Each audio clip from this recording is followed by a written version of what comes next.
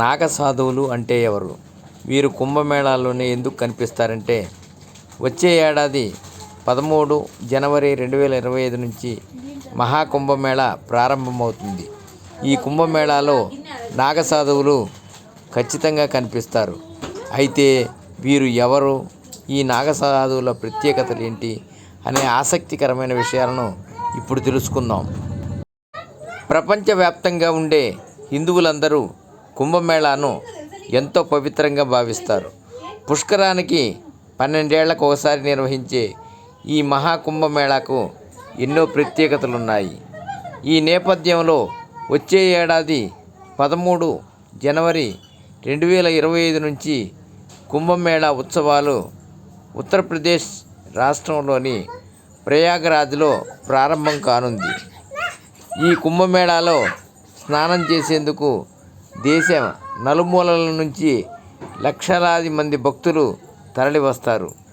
అయితే ఈ పవిత్రమైన కుంభమేళాలో మనకు నాగ సాధువులు ఖచ్చితంగా కనిపిస్తారు. వీరిని తపోధనులని ఎందుకు అంటారు? వీరు ఎందుకు నగ్నంగా ఉంటారు? ప్రతి 12 సంవత్సరాలకు ఒకసారి జరిగే కుంభమేళాకే ఎందుకు వస్తారు?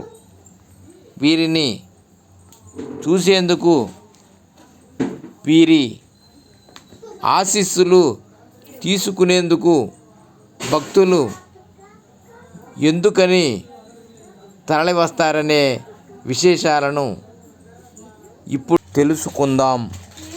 జనావాసాలకు దూరంగా నాగ సాధువులు ప్రత్యేక వస్త్రధారణ కలిగి ఉంటారు. వీరి జీవనశైలి కూడా సాధారణ ప్రజల కంటే చాలా భిన్నంగా ఉంటుంది. వీరు ఆధ్యాత్మిక సనాతన ధర్మాన్ని రక్షించడంలో ముఖ్యమైన పాత్ర పోషిస్తారు. నాగ సాధువు అంటే వివిధ ఆకారాలకు చెందినవారు. వీరు బట్టలు, బంధాలు, ఇతర వాటిని త్యజించి సన్యాసి జీవితాన్ని గడుపుతారు. వీరి ఆచారాల ప్రకారం శీతాకాలం, వేసవికాలం అయినా నగ్నంగా ఉండాలి. వీరు తమ మనస్సుతో శరీరాన్ని శాసిస్తారు. తపస్సు, ధ్యానం, బ్రహ్మచర్యాన్ని ఖచ్చితంగా పాటిస్తారు. అంతేకాదు జనావాసానికి చాలా దూరంగా ఉంటారు.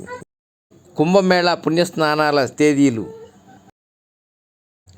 వచ్చే ఏడాది 13 జనవరి నుండి 2025 పుష్య పూర్ణిమ నుంచి కుంభమేళా పుణ్యస్నానాల కార్యక్రమం ప్రారంభమవుతుంది.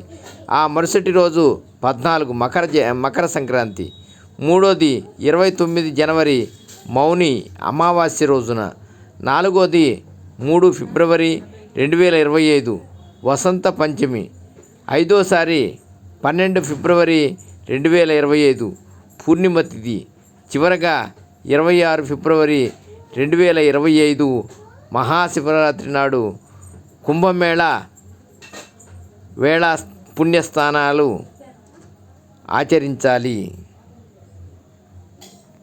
కుంభమేళా వేదికగా కుంభమేళా వంటి ప్రత్యేక సమయాల్లో మాత్రమే వీరు బయటకు వస్తుంటారు. నాగ సాధువులు అనునిత్యం ధ్యానంలో ఉంటూ సమాజానికి దూరంగా ఉంటామని దేవుని ముందు ప్రమాణం చేస్తారు. వీరు తమ అనుభవాలను, ఆలోచనలను కేవలం నాగ సాధువులతో మాత్రమే పంచుకుంటారు. అందుకోసం కుంభమేళాను వేదికగా చేసుకుంటారు. ఈ సందర్భంగా గంగానదిలో పుణ్యస్నానాలు ఆచరిస్తారు. భక్తులకు హితబోధ చేస్తారు. అంతేకాదు తమ శక్తి యుక్తులను కూడా ప్రదర్శిస్తారు. వీరు మహాకుంభమేళా సందర్భంగా ఒంటి నిండా భస్మం, పూలు, తిలకం, రుద్రాక్ష, పట్కారు, రోలి, చందనం, డమరకం, కాజల్, ఇనుప ఉంగరం, అర్ధచంద్రుడు, త్రిశూలం, గద్దె తదితర ఆయుధాలను ధరించి అందరినీ ఆకర్షిస్తారు.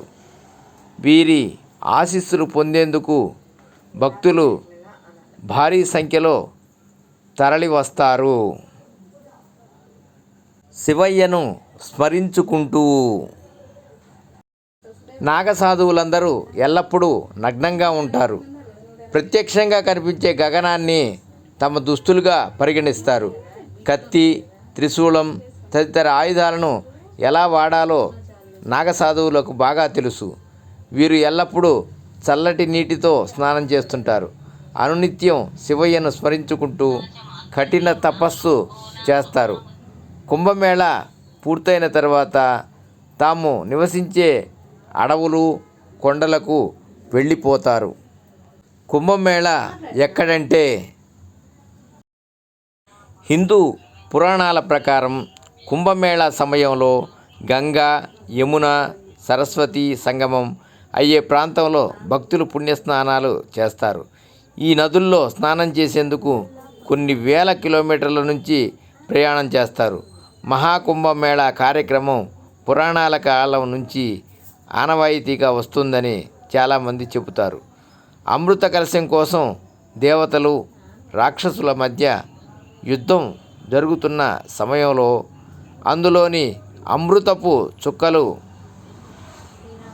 భూమి మీద పడ్డాయని, అందుకే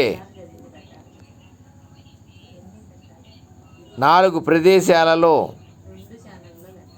మహాకుంభమేళా జరుగుతుందని భక్తుల విశ్వాసం. అంతేకాదు, ఇక్కడ స్నానం చేస్తే సకల పాపాల నుంచి ఉపశమనం లభిస్తుందని, భగవంతుని ఆశీస్సులు తప్పకుండా లభిస్తాయని చాలామంది నమ్ముతారు. సర్వే జనా సుఖినో భవంతు. ఓం నమః శివాయ. ఓం నమః శివాయ.